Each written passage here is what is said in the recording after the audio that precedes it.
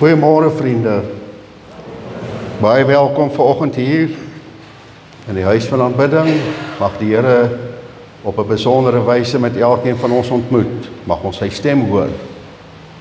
En mag hy ons in hierdie oggend genadig wees. Ek verstaan daar's nie veel aankondigings nie, maar ek wil tog net vra vir voorbidding. Ons dink aan die Mossel Baai en daardie gedeeltes daar Mossel Baai, ook in Jeffreys Baai weet ek, en selfs in Kaberga, die ou Port Elizabeth. Geweldige brande wat uitgebreek het daar, groot skade wat aangerig is. Mense wie se huise verwoes is, om nie eers te dink aan al die diere, die lyding van die diere wat in daardie brande vasgevang word nie. En ons vra vir daardie gebiede, vriende, en vir daardie persone, die mense daar voorbidding, dink aan hulle in u gebede, dat die Here uitkoms sal gee, reën sal gee, dat die vure geblus kan word, en dat hy genade sal skenk vir daardie persone wat in daardie krisisse wat hulle beleef. En dan bid ons maar sommer vir mekaar, as u bewus is van iemand wat siek is, of wat een of ander behoefte het. Die skrif leer ons dat ons vir mekaar moet bid. En Jakobus herinner ons dat die gebed van die regverdige het 'n kragtige uitwerking. God het dit in sy alwysheid so beskik dat hy die gebede van die heiliges werk. Kom ons bid vir mekaar en ons tree vir mekaar in by die Here. En dan wens ek elkeen van u 'n geseënde en voorspoedige nuwe jaar toe. Ek dink ek kan dit nog sê, ons is nog vroeg genoeg in die jaar, dat ek dit kan sê. Mag die Here vir u as gemeente,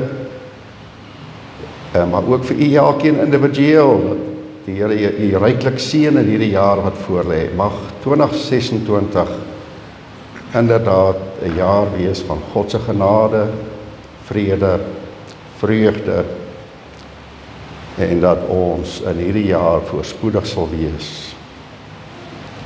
Mag God u ryklik seën.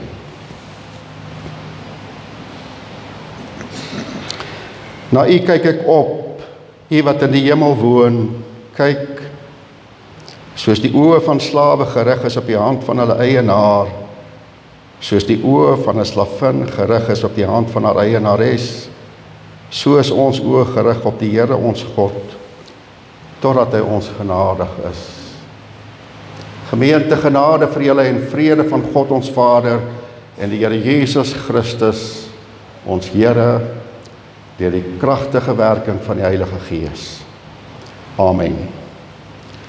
Ons gaan ons erediens voortsit, vriende, deur hartlik saam te sing van lied 491, en ons gaan daar sing al 5 die verse staande, saam tot eer van die Here. Hierdie is 'n gebed wat ons sing, hierdie is 'n liefdesverklaring aan die Here. Kom ons staan en ons sing dit hartlik tot eer van sy naam.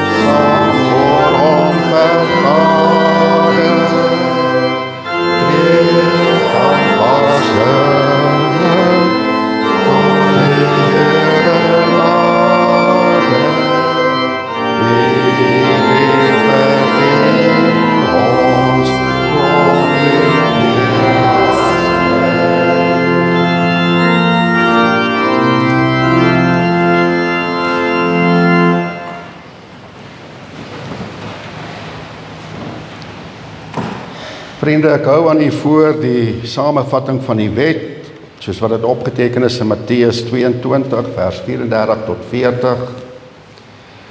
Toe die Fariseërs hoor dat hy, dit is Jesus, die Sadduseërs die sweye opgelê het hulle bymekaar gekom. Een van hulle, 'n wetskenner, het vervolgens 'n vraag gestel om hom te toets. Meester, wat is die belangrikste gebod in die wet?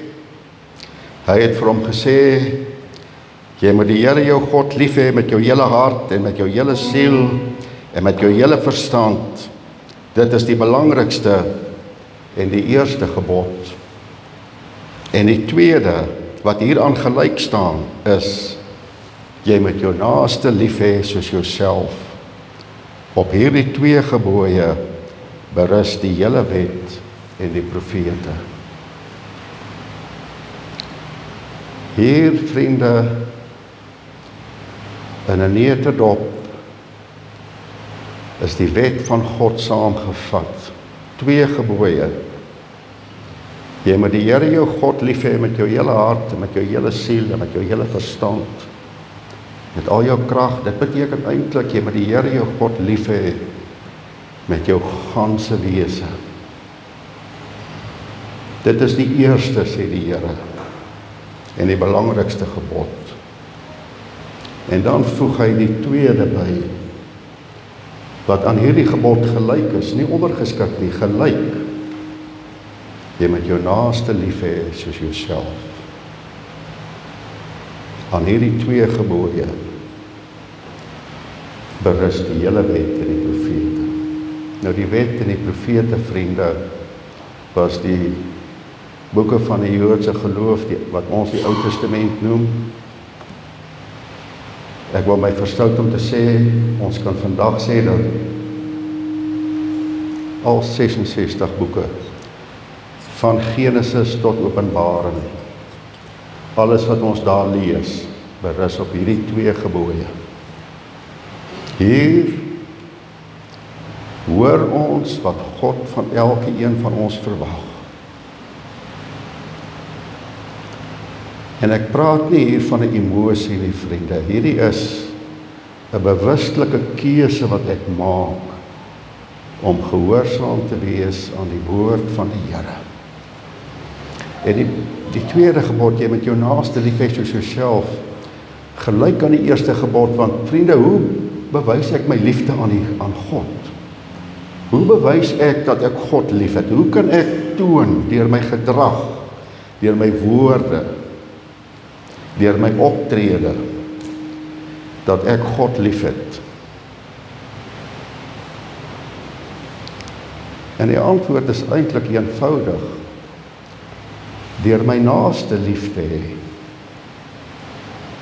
Deur my gedrag teenoor my medemens, wat geskape is na die beeld en gelykenis van God, en daarom 'n sekere waardigheid ontvang het, en deur daar elke ander persoon met wie ek in aanraking te kom met hierdie waardigheid te behandel, te hanteer. En die Here Jesus sê dit vir ons. Hy vertel vir ons van die oordeel, en dan sê hy, ek was in die gevangenis en julle het my besoek. Ek was honger en julle het my gevoed, julle het my kos gegee. Ek was naak, julle het my geklee. Ek was siek, julle het my besoek. Julle het vir my kom help, julle het my ondersteun. En dan vra diegene vir wie hy so sê, maar Here, waar was dit? Waar was u naak en siek en honger? Ons weet nie daarvan nie. En dan sê die Here, vir sover jy dit gedoen het aan een van hierdie geringstes van my, het jy dit aan my gedoen. Deur my naaste lief te hê, vriende, het ek God lief. Dink daaraan. En die Here help ons, want ons is swak. Hoe dikwels is my liefde vir myself, my eie ek, my selfsug, hoe dikwels staan dit in my pad om werklik my medemens lief te hê, om iemand te ondersteun wanneer hulle ondersteuning nodig het, om iemand te voed wanneer hulle honger is, of te klee wanneer hulle naak is. Maar die Here help ons daarin, vriende, en hy vergewe ons hierdie sondes wat ons pleeg deur nie ons naaste lief te hê nie. Maar hy help ons. Paulus skryf aan die gemeente in Rome, Romeine 5 vers 5, dat die liefde van God is in ons harte uitgestort deur die Heilige Gees wat ons ontvang het. Dink 'n bietjie daaraan. God vra van my om hom lief te hê. God vra van my vanoggend ook, vriende, en van elkeen van ons, om ons naaste lief te hê. Maar God self voorsien en verskaf die liefde deur die Heilige Gees wat ons ontvang het. En deur ons reik God uit na ander en betoon sy liefde aan hulle. Ons is die agente van God in hierdie wêreld. Ons gaan nou staande belydenis doen van ons algemene, ongetwyfelde Christelike geloof, en elkeen spreek in sy en haar hart soos volg. Kom ons staan, en dan bly ons staan, vriende, direk na die belydenis vir die sing van lied 260 vers 11. Kom ons staan.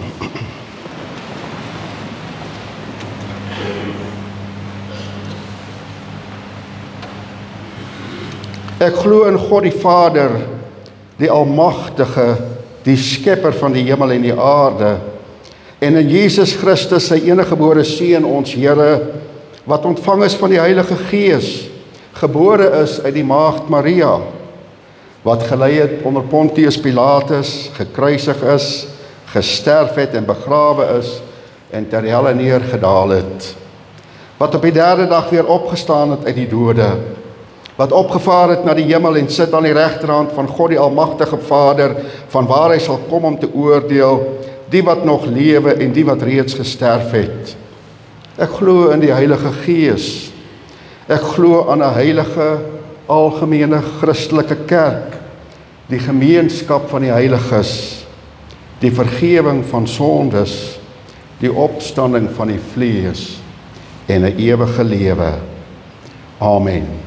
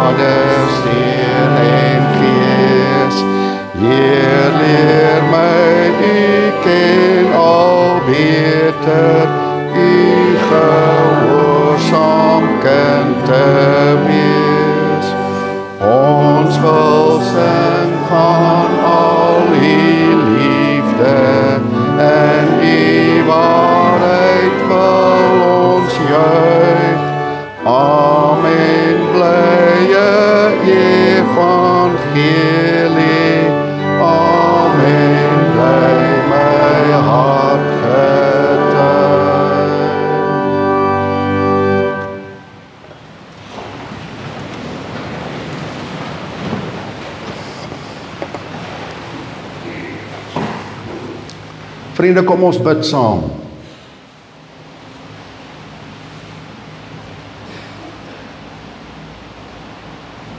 Heilige en almagtige Vader, Skepper van die hemel en die aarde, U wat alles geskape het, Here, en alles onderhou, en ook ons in U hand bewaar, sodat geen haar van ons hoof kan val sonder dat dit U goedkeuring wegdra nie. Ons het gesing dat ons Jesus liefhet, ons verlosser, ons koning en ons Here, en ons het ook U liefde vir ons, Here, wat U bewys het deur U Seun aan 'n kruis te laat sterf vir ons sondes en ongeregtigheid, het ons besing. Maar ons het ook nou, Here, gesing van U as die ewige, onbegryplike wese, Vader, Seun en Heilige Gees. Ons aanbid U vanmôre, Here. Ons wil ons in ons harte U naam verheerlik, U naam groot maak. en U eer. En ons dank U, Here, dat ons 'n geleentheid soos hierdie het, waar ons as gelowiges kan stil word rondom U woord, en waar ons kan luister, Here, na wat die woord van die Here vanmôre tot ons harte spreek. En ek wil vra, Here, dat U elke een van ons 'n geheiligde oor sal gee, sodat ons sal hoor wat die Gees aan die gemeente sê. En daarmee saam 'n gewillige hart, kom ek sê 'n gehoorsame hart, Here, dat ons nie net hoorders van die woord sal wees wat wegdraai en vergeet wat ons gehoor het nie, maar dat ons inderdaad doeners, daders van die woord sal wees, dat ons gehoorsaam aan U stem sal leef, Here, tot eer en verheerliking van U naam. Ons wil bid, Here, dat U elke persoon wat vanmôre graag hier saam met ons sou wou wees, maar wat verhinder is weens krankheid, of miskien deur werksverpligtinge, miskien ander redes waarom hulle nie vanmôre hier kan wees nie. Enige iemand wat vanmôre miskien gebuk gaan onder bekommernisse, wat stryd in hulle lewe beleef, en wat U vanmôre op 'n besondere wyse nodig het, Here, dat U hulle sal seën, en dat U by elkeen van hulle sal stil staan in hierdie oggend, net soos wat U hier by ons is, Here, om ons te seën met U teenwoordigheid, met U krag, deur die Heilige Gees, dat U Uself ook daar by elke een van hulle op 'n kragtige wyse sal openbaar, hulle bewus maak van U teenwoordigheid in hulle lewe. Ons dink maar, Here, aan daardie gebiede in die land wat deur hierdie geweldige veldbrande beïnvloed is, en alles wat daar gebeur, mense wat hulle huise verloor het, mense wat al hulle besittings verloor het, diere wat vermink is as gevolg van die vlamme. En ons wil bid, Here, dat U ook daar op 'n besondere wyse Uself sal openbaar, en daar ook sal help en troos en versterk en bemoedig en uitkoms gee. Ons bid vir reën, Here, wat die vlamme sal uitblus. En wanneer ek bid vir reën in daardie gebiede waar die brande is, Here, dan dink ek in ander gedele ook hier in ons land, en hier in die Noord-Kaap, in die besonder daar in die Karoo, dele wat droog is, waar die boere sukkel, swaar kry onder die droogte. Bid vir reën, Here, dat U sal reën stuur, sodat daar verligting sal kom en daar uitkoms sal wees. En ons sal U daarvoor eer en U dank. Maar ook hier, Here, waar ons vanmôre by mekaar is, openbaar Uself. Praat met ons. Ons vra dit in Jesus naam. Amen.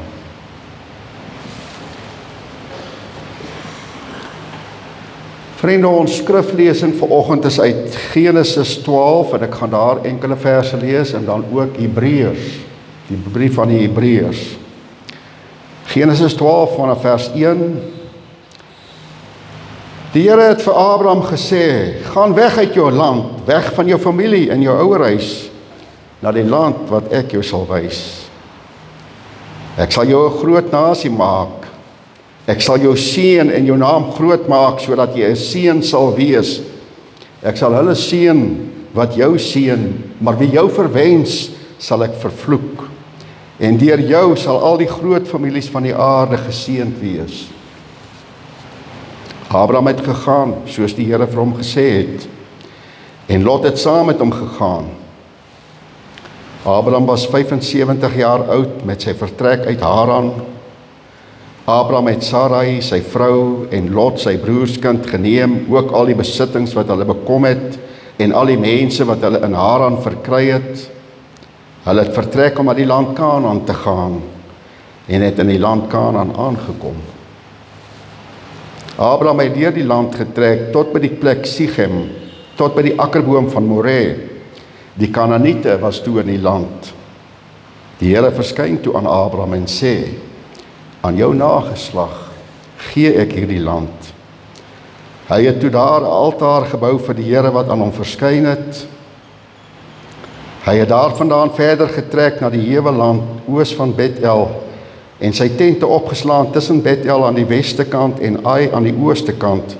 Daar het hy vir die Here 'n altaar gebou en die naam van die Here aangeroep. Toe het Abraham algaande verder getrek in die rigting van Negev. Tot daar in Genesis en dan Hebreërs 11 vanaf vers 8, enkele verse.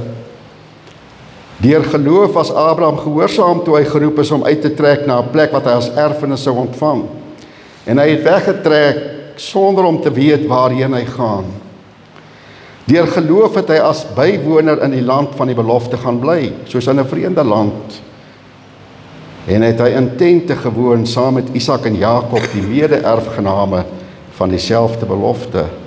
Want hy het die stad verwag wat fondamente het, waarvan God die argitek en boumeester is. Deur geloof het ook Sara, alhoewel reeds onvrugbaar en nie meer jonk nie, krag ontvang om bevrug te word, aangesien sy hom wat dit beloof het getrou geag het. Daarom is daaruit een man, wat so te sê dood was, 'n nageslag gebore, in getal soveel soos die sterre van die hemel en soos die ontelbare sandkorrels op die strand langs die see. Al hierdie mense het in geloof gesterf, sonder om die beloftes te ontvang, maar hulle het dit van ver af gesien en verwelkom en bely dat hulle uitlanders en vreemdelinge op aarde is. Want die wat sodanige dinge sê, gee te kenne dat hulle op soek is na 'n vaderland. En as hulle nog aanhou dink het aan daardie land waaruit hulle weggetrek het, sou hulle geleentheid gehad het om terug te keer. Maar nou hunker hulle na 'n beter een, 'n hemelse een. Daarom skaam God hom nie vir hulle om hulle God genoem te word nie, want hy het vir hulle 'n stad voorberei. Net tot sover in die woord van die Here.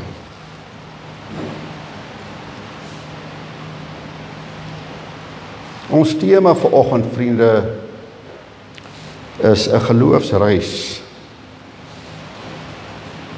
En ons kyk na Abraham en die reis wat hy aanpak op bevel van die Here. Abraham word deur die Here geroep en gesê, gaan uit jou land. Gaan uit jou vader se huis. Gaan na 'n land toe wat ek jou sal wys. En so begin die reis wat Abraham met God het. Maar ook u en ek vanoggend, vriende, is op 'n reis, ons lewensreis, van geboorte af. Ek wil my verstout om te sê van voorgeboorte af reeds. Van geboorte af is ons op reis deur hierdie lewe, onderweg na 'n bepaalde bestemming. En dit is hier wat Abraham deur die geloof wat hy in God het, die vertroue wat hy in God het, op hierdie reis gaan.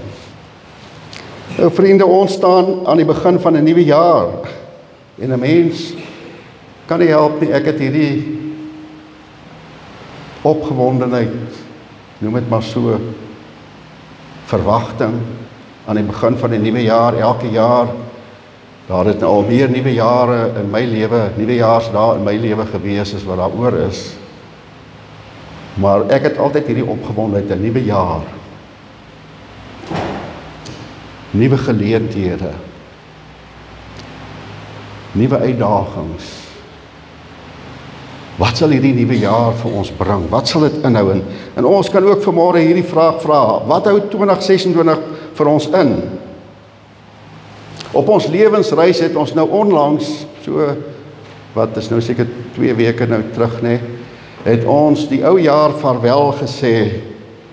En ons gaan nou hierdie nuwe jaar in, hierdie onbekende nuwe jaar, gaan ons nou in met hoopvolle verwagting dat die Here wat ons geseën en bewaar het tot hier, ons ook sal seën en bewaar in die jaar wat voor lê. Nou vriende, ek het hierdie verwagting, hierdie byna afwagting vir hierdie nuwe jaar. Alles begin nou weer. Die skole gaan hierdie komende week weer heropen. Aktiwiteite gaan weer begin. Die gemeentes gaan weer aktief raak met al die aktiwiteite in die gemeentes wat nou oor die feestyd so 'n bietjie op sy geskuif was.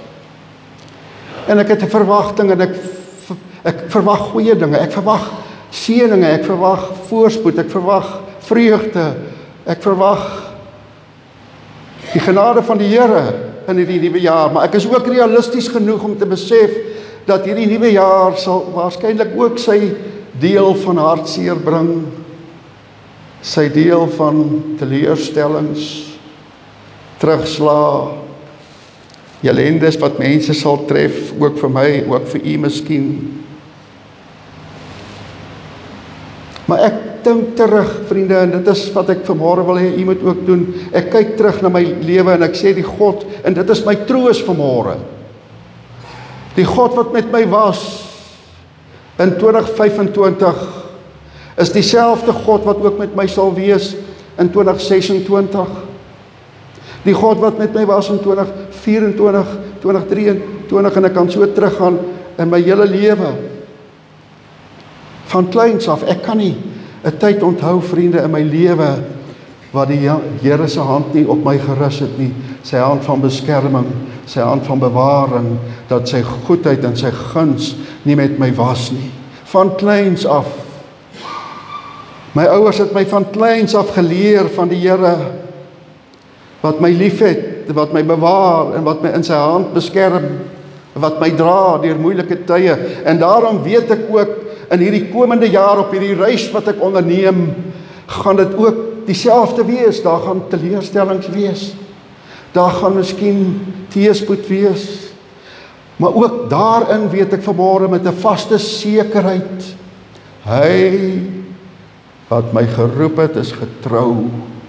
En soos Abraham, vriende, kan ons ook vanmôre ons vertroue in God stel en weet, hy sal ons veilig op die bestemde plek sal hy ons bring. En in 'n sekere sin, vriende, is ons reis nie veel verskillend van die reis waarop Abraham en sy gegaan het nie.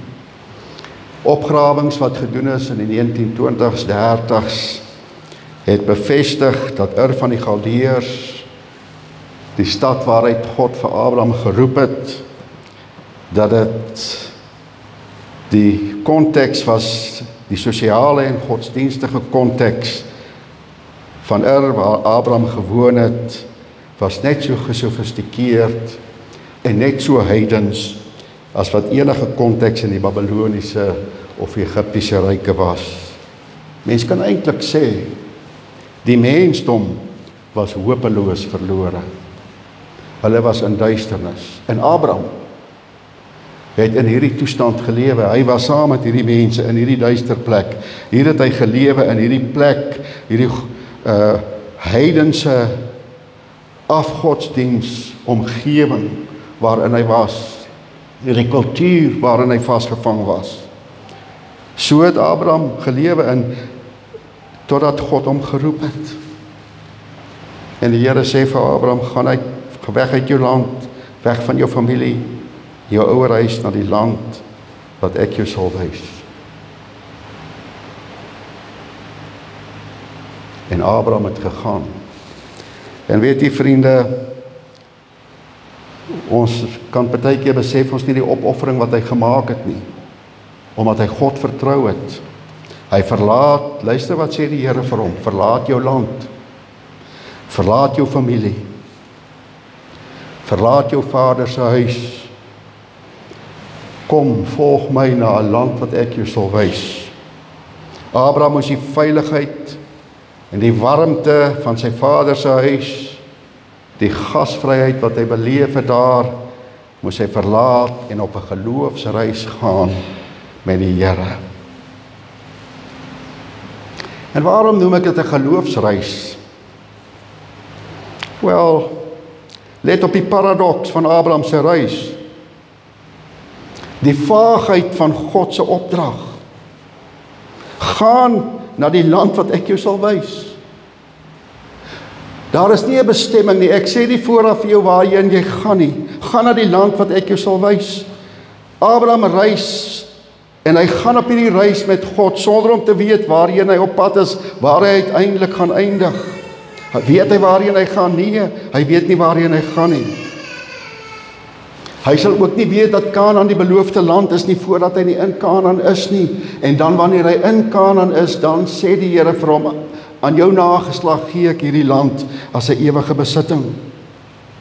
Volgens Kalfyn moes Abraham het God as ware vir Abraham gesê: luister, ek beveel jou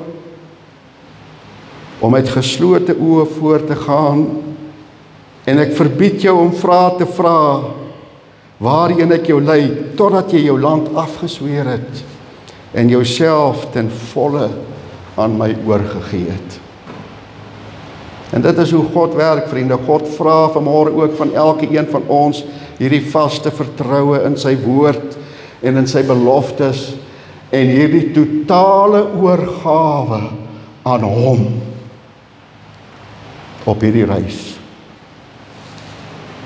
Abraham moes die woord van God, die verbum nudum, soos Calvin dit stel, die naakte woord, moes hy glo en gehoorsaam. En hy gaan op 'n reis sonder om te weet waarheen hy gaan. Nou ek weet nie van u nie, maar wanneer ek op 'n reis gaan, beplan ek my reis deeglik. Ek weet waarheen ek gaan, ek weet wat my eindbestemming is en ek beplan die roete wat ek gaan volg.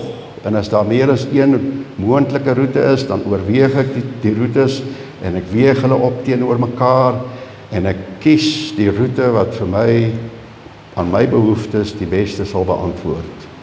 En op daardie roete gaan ek na daardie bestemming wat ek vooraf bestem, wat ek bepaal het. Maar by Abraham is dit anders. Die skrywer aan die Hebreërs sê juis deur die geloof was Abraham gehoorsaam toe hy geroep is om uit te trek na 'n plek wat hy as erfenis sou ontvang. En luister hierna. En hy het weggetrek sonder om te weet waarheen hy gaan. Abraham het God vertrou. En dit is wat geloof is, vriende, 'n vaste vertroue. En dit is wat God vanmôre ook van elkeen van ons vra, dat ons hom sal vertrou met ons lewensreis. Al weet ons nie wat môre en oormôre bring nie, ons weet nie wat gaan gebeur nie, ons weet nie wat oor ons pad sal kom nie, maar dit weet ons, dat hy wat ons geroep het, is getrou, en hy sal ons veilig by ons eindbestemming aanbring. Dit is wat vertroue is, vriende, dit is wat geloof is, en dit is wat ons reis deur hierdie wêreld is, 'n geloofsreis. Dis nie 'n reis in wanhoop nie, vir die gelowige. Vir die Christen is hierdie nie 'n reis in wanhoop nie. Ons is nie beangs, verskrik, verward, of ontstig nie, nee. Te midde van alle omstandighede kan ons vanmôre met sekerheid wees, God is in beheer, ook van my lewe, ook my lewensreis bepaal hy. Hy wat my geroep het, hy wat my in hierdie lewe gebring het, wat my in my moeder skoot gevorm het, sê Dawid, wat my in hierdie lewe op hierdie reis geplaas het, ook hy sal met my wees, en hy sal my veilig bring op die bestemde plek, op die bestemde tyd, wanneer ek daar moet wees. Abraham het sy reis met volle vertroue in God onderneem, vriende, en vir sy geloof word hy geprys, en verskyn sy naam saam met al die geloofshelde van die Ou Testament, in hierdie helde saal, wat ons Hebreërs 11 noem. En jy kan gerus daar die hele hoofstuk gaan lees, daar vertel die skrywer van al die geloofshelde in die Ou Testament, Henog, Abel, Noag en ander en Abraham en Sarah se name verskyn ook daar, want hulle het God vertrou. As ons na die begin en die einde van die gedeelte wat ons gelees het in Genesis kyk, is daar eintlik 'n soort van 'n somberheid aan hierdie reis van Abraham. En ek wil tog vanmôre dat ons daardie kontras sal raak sien, vriende. Abraham verlaat, hy begin sy reis deur die veiligheid, die warmte, die gasvryheid, die liefdevolheid van sy vaderhuis te verlaat. Hy laat dit agter en hy gaan weg op hierdie reis. En dan lees ons aan die einde van die gedeelte wat ons gelees het, en Abraham het algaande verder getrek in die rigting van Negev, die woestyn, die wildernis, die ver land. Hy verlaat hierdie, wat is nou die woord?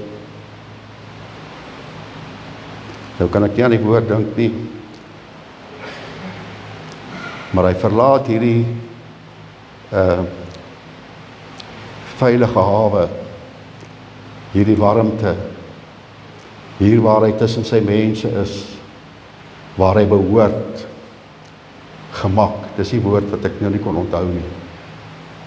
Hy verlaat hierdie gemaksone, en hy gaan op hierdie reis, net op grond van God se opdrag, omdat hy God vertrou. En dan natuurlik, vriende, gaan Abraham en hy reis verder deur die woestyn, die wildernis, neem hierdie reis om. En ook ons, vriende, bevind ons dikwels ook in plekke en posisies op ons lewensreis wat vir ons voel asof ons in die wildernis is, asof ons in die woestyn is, asof ons in 'n plek is van ongemak en ongerief. Maar ons kan God vertrou dat hy hierdie reis met ons neem met 'n bepaalde doel en ons veilig by ons bestemming sal bring.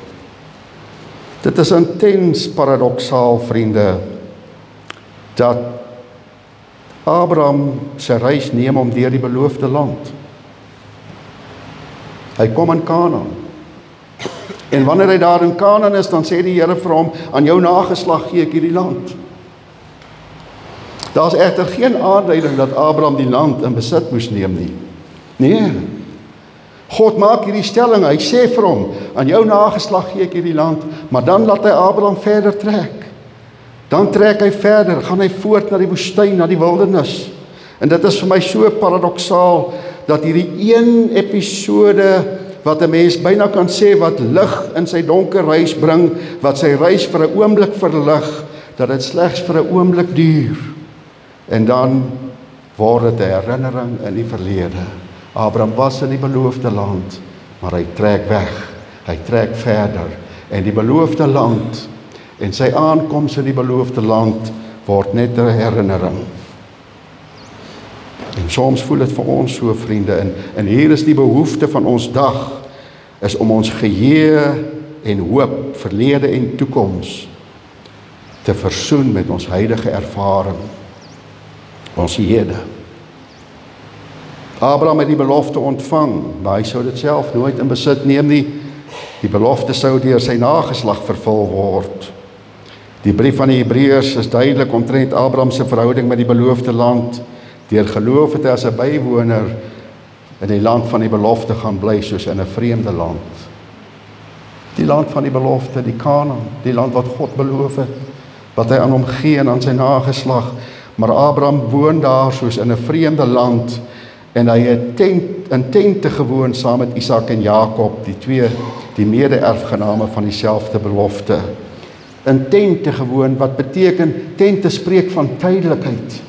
My verblyf hier is nie permanent nie, my verblyf hier is net tydelik. Ek gaan verder.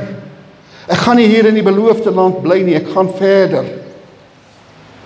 Want, sê die skrywer aan die Hebreërs vir ons, hy het die stad verwag wat fondamente het, waarvan God die argitek en boumeester is.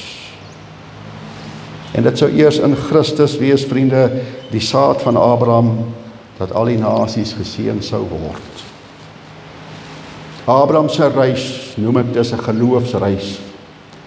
'n Reis wat hy onderneem in volle vertroue in God, die God wat hom geroep het. En ook ons, vriende, ons lewensreis is 'n geloofsreis.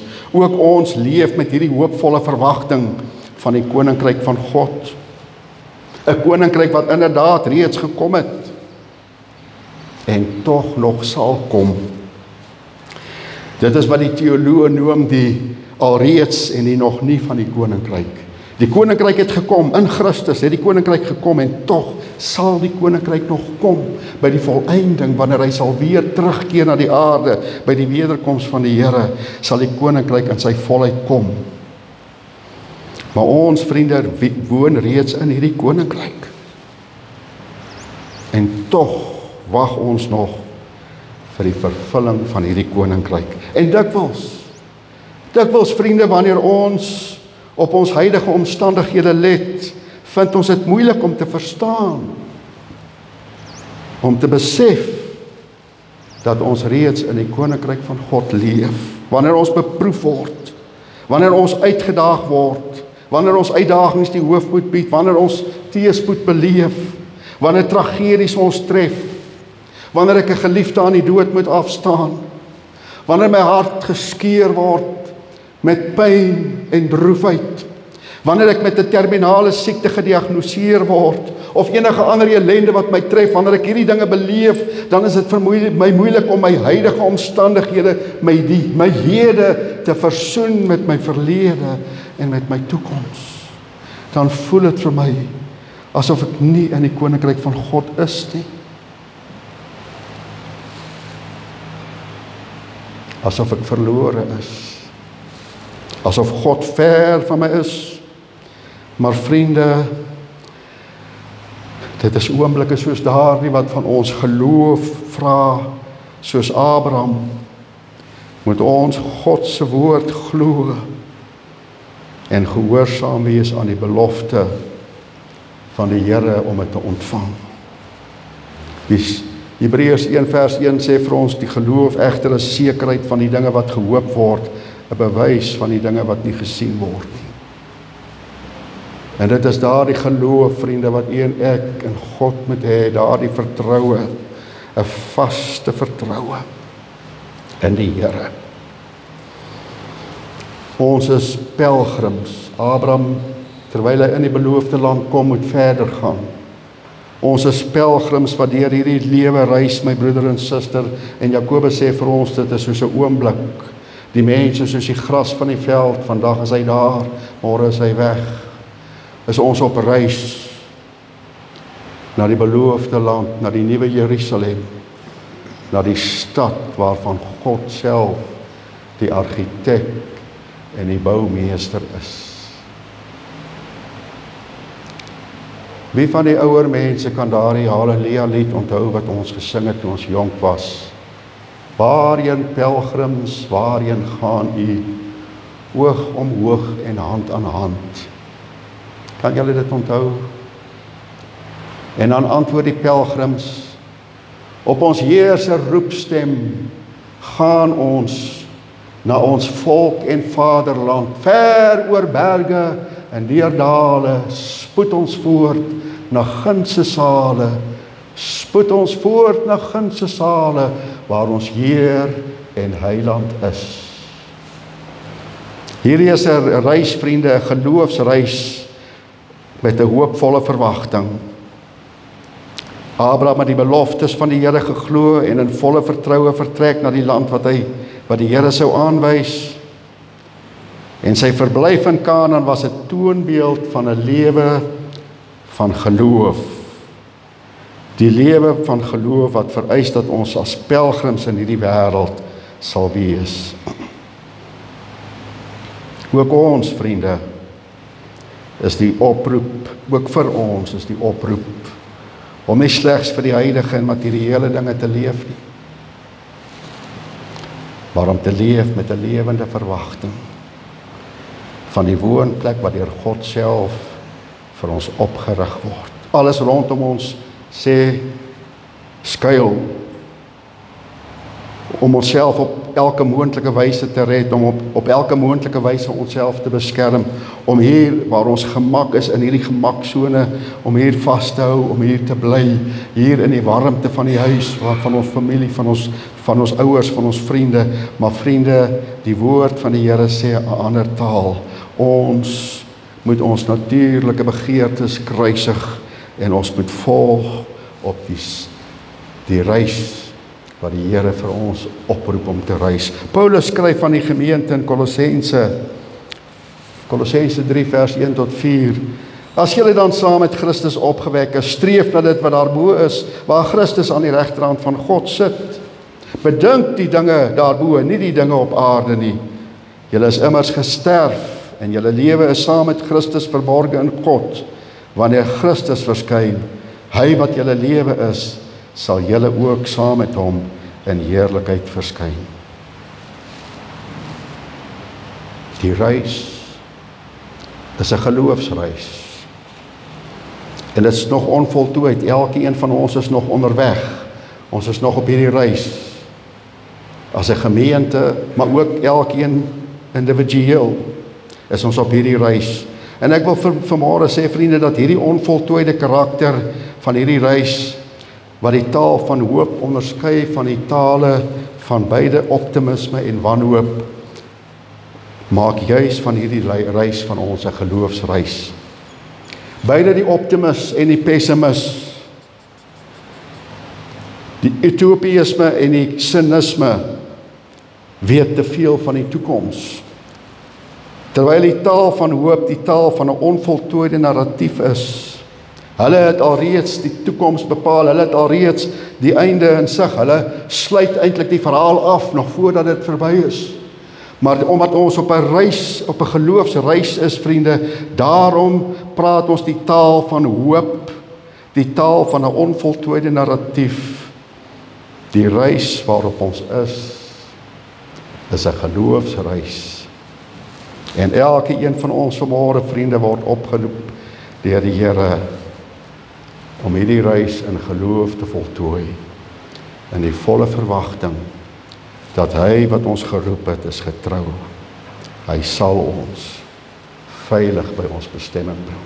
So 2026, ja, dit gaan 'n jaar wees van vreugde en blydskap en oorwinnings en allerhande groot dinge in ons lewens, feesvieringe. Dit gaan waarskynlik ook 'n jaar wees van trane en hartseer en droefheid en pyn en siekte en teleurstellings. Maar op hierdie geloofsreis, vriende, kan ons God vertrou dat hy ons veilig by ons eindbestemming sal aanbring. Ons reis is 'n geloofsreis. Amen.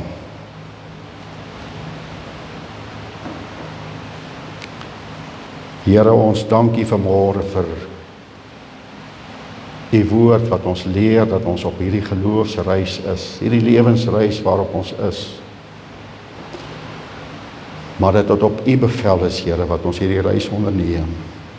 Dat dit U is wat ons op hierdie reis vergesel, wat met ons is, wat ons bewaar, wat ons versterk, wat ons bemoedig, wat ons vertroos, wat ons seën.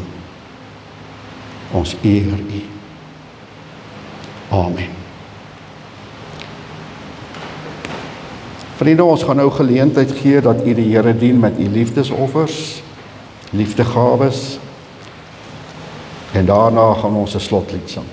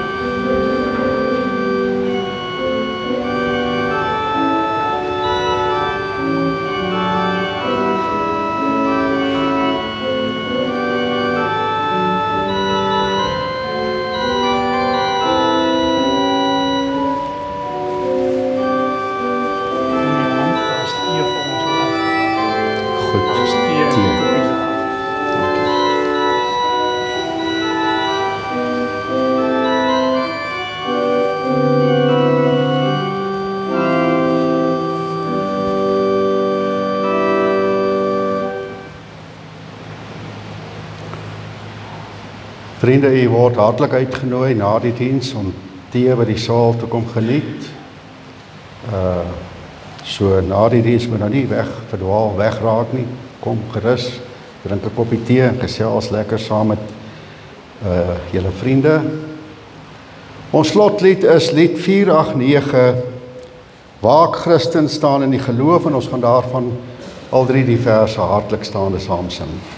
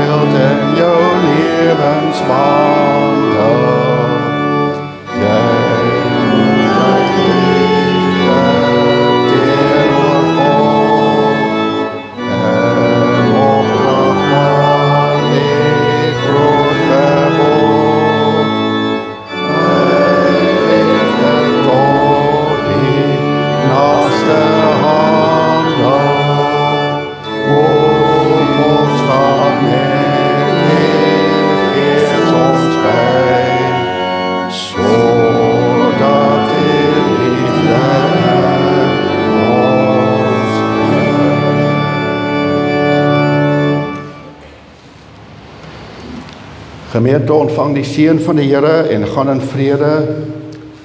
Mag die Here julle seën en julle beskerm. Mag die Here sy aangesig oor julle laat skyn en julle genadig wees. Mag die Here sy aangesig na julle toe oplig en aan julle vrede gee. Amen.